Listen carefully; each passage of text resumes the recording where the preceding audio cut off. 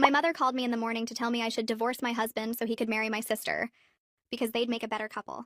My mother called me Tuesday morning to tell me I should divorce my husband so he could marry my sister, because they'd make a better couple. She said it like she was telling me about a recipe she found online. Listen, Victoria and James were talking at dinner last night about their research and they just clicked. You could see it. Two brilliant minds. You should step aside gracefully. I stood in my kitchen holding the phone, watching my 3-year-old daughter eat breakfast.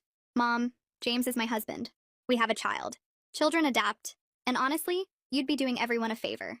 Victoria needs someone who understands her career, and James needs an intellectual equal. Intellectual equal.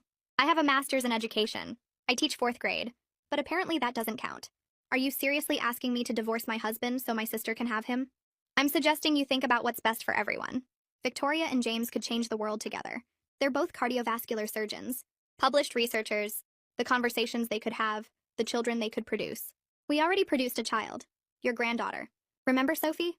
Of course I remember Sophie. Don't be snippy. But imagine the genetic potential if Victoria and James had children. 2 surgeons, that intelligence, that drive. I can't believe you're saying this. Someone has to. You've been holding James back for 5 years. He could have been chief of surgery by now if he didn't have to rush home for your little teacher conferences and school plays. Those are his daughter's school plays. You know what I mean. He's limited by domestic obligations. Victoria wouldn't limit him. She understands the demands of medicine. Because she has no life outside the hospital. She has a very full life. She saves lives every day. What do? Teach kids to color inside the lines? That's when I hung up. She called back immediately. I didn't answer. Then Victoria called. Mom says you hung up on her.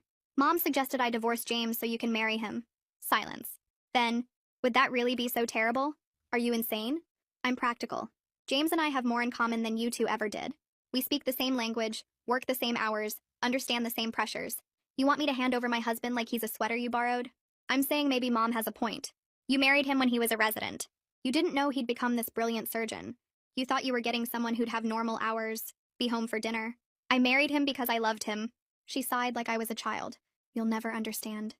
When we operated together last week, it was like dancing. Perfect synchronization. He said he'd never worked with someone so talented. You operated on a patient together.